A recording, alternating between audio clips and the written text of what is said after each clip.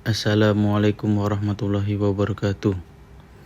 Di sini kami akan mempresentasikan tentang metode dan implementasi Certainty Factor atau CF. Kami kelompok 7 terdiri dari saya sendiri Misbahul Munir dan teman saya Muhammad Fajar Saputra. Latar belakang masalah. Setiap hari kita membuat keputusan berdasarkan informasi yang seringkali tidak lengkap ketika seorang dokter mendiagnosis pasien. Ia tidak langsung 100% yakin hanya dengan satu gejala, ia akan mempertimbangkan beberapa gejala lain, data medis dan instingnya. Proses berpikir seperti inilah yang ingin kita adopsi ke dalam sistem Parker.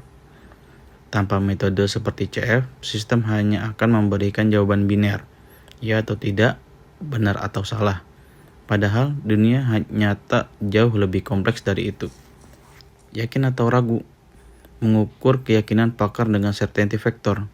Di tengah dunia yang penuh dengan ketidakpastian, kita sering dihadapkan pada pertanyaan yang jawabannya tidak mutlak, ya atau tidak.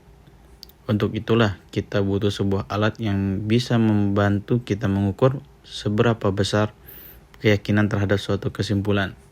Hari ini kita akan membahas certainty factor atau CF, sebuah metode yang memungkinkan sistem berpikir dengan nuansa seperti cara manusia mengolah informasi yang tidak sempurna.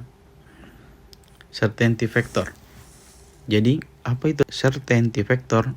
Secara sederhana, CF adalah sebuah nilai numerik yang mengukur tingkat keyakinan terhadap suatu hipotesis atau kesimpulan. Nilai ini berkisar dari -1 hingga +1. Nilai +1 berarti kita pasti yakin bahwa hipotesis itu benar. Nilai -1 berarti kita pasti yakin bahwa hipotesis itu salah. Sementara itu, nilai 0 menunjukkan tidak ada keyakinan sama sekali. CF memberi kita spektrum keyakinan, bukan hanya 2 titik ekstrim. Rumus daya certainty factor. Certainty factor tidak muncul begitu saja. Ia dihitung dari 2 komponen utama, measure of belief atau WIMB atau ukuran kepercayaan, dan measure of disbelief atau MD atau ukuran ketidakpercayaan. MB mengukur seberapa yakin kita bahwa suatu hipotesis itu benar, sedangkan MD mengukur seberapa yakin kita bahwa hipotesis itu salah. Rumus dasarnya cukup sederhana. CF sama dengan MB dikurang MD. Dengan rumus ini, kita bisa melihat bahwa jika kepercayaan kita lebih besar dari ketidakpercayaan, maka CF akan bernilai positif. Ilustrasi sederhana. Bayangkan kita ingin mendiagnosis penyakit halu pada seseorang. Seorang pakar memberikan aturan, jika seseorang merasa dirinya superhero, tingkat keyakinannya adalah 0,8. Lalu, ada fakta. Pasien A merasa dirinya Iron Man dengan tingkat keyakinan 0,9. Dengan menggabungkannya, aturan dan fakta ini, kita bisa menghitung CF gabungannya. Ini adalah dasar bagaimana CF bekerja dalam sistem, menggabungkan fakta dan pengetahuan untuk sampai pada kesimpulan yang terukur. Menggabungkan beberapa bukti. Satu bukti seringkali tidak cukup. Dalam kehidupan nyata, satu kesimpulan bisa didukung oleh banyak bukti. Certainty factor memiliki cara untuk menggabungkan 2 atau lebih bukti yang mengarah pada hipotesis yang sama.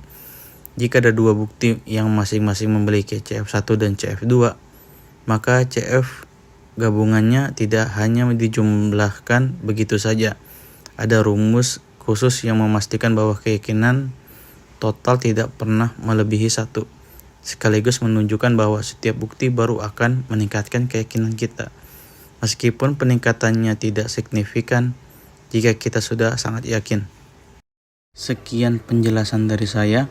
Selanjutnya akan diteruskan oleh kawan saya Muhammad Fajar Saputra. Baik, saya Fajar. Saya akan melanjutkan presentasinya. Rumus kombinasi certainty factor. Untuk CF yang positif, rumusnya adalah CF gabungan sama dengan CF1 ditambah CF2 dikali dalam kurung 1 dikurang CF1. Rumus ini terlihat sedikit rumit, tetapi intinya adalah kita menambahkan keyakinan baru ke keyakinan yang sudah ada. Namun, tambahan keyakinan ini hanya sebesar persentase dari ruang keyakinan yang tersisa. Ini memastikan bahwa keyakinan kita secara bertahap mendekati 1, namun tidak akan pernah 100% yakin kecuali ada bukti yang benar-benar mutlak. Selanjutnya ada tahapan implementasi dalam sistem. Bagaimana kita menerapkan ini dalam sebuah program? Pertama, kita perlu membangun basis pengetahuan atau rule base yang berisi aturan-aturan dari para ahli, lengkap dengan nilai CF-nya. Kedua, kita butuh mesin inferensi yang bertugas memproses data masukan dan menerapkan rumus CF. Ketiga, kita perlu antarmuka yang memungkinkan pengguna memasukkan fakta atau gejala, dan sistem akan memberikan hasil kesimpulan beserta tingkat keyakinannya. Studi kasus lanjutan. Sistem diagnosa sederhana. Oke, kita lihat sebuah contoh nyata. Kita membangun sistem pakar untuk mendiagnosa penyakit flu. Untuk aturan pertama menyatakan jika pasien demam adalah CF sama dengan 0,6. Lalu kita punya aturan kedua, yaitu jika pasien batuk adalah CF sama dengan 0,5. Jadi, jika seseorang pasien memiliki kedua gejala tersebut, sistem akan menggabungkan kedua nilai CF ini untuk mendapatkan tingkat keyakinan yang lebih tinggi. Hasilnya, sistem dapat memberikan diagnosa kemungkinan besar flu dengan presentase keyakinan yang terukur, bukan sekedar jawaban ya atau tidak. Keunggulan dan keterbatasan certainty factor. Setiap metode pasti memiliki kelebihan dan kekurangan. Kelebihan utama CF adalah konsepnya yang intuitif dan mudah dipahami, membuatnya mudah diimplementasikan. Perhitungannya juga relatif sederhana, namun CF tidak sempurna. Nilai CF yang diberikan oleh pakar seringkali sangat subjektif. Selain itu, CF tidak memperhitungkan semua kemungkinan secara matematis, sehingga bisa kurang akurat dalam kasus yang sangat kompleks. Certainty factor dalam konteks AI modern. Meskipun saat ini banyak metode lain seperti jaringan Bayesian yang lebih canggih, certainty factor tetap memiliki tempatnya. CF adalah fondasi penting dalam sejarah kecerdasan buatan, terutama dalam sistem pakar. Metode ini menunjukkan bagaimana kita bisa mengatasi ketidakpastian secara logis. Memahami CF adalah langkah awal yang krusial untuk mempelajari metode-metode AI yang lebih mutakhir, yang juga bertujuan mengelola informasi yang tidak sempurna. Kesimpulannya, certainty factor adalah sebuah alat yang elegan untuk mengukur keyakinan.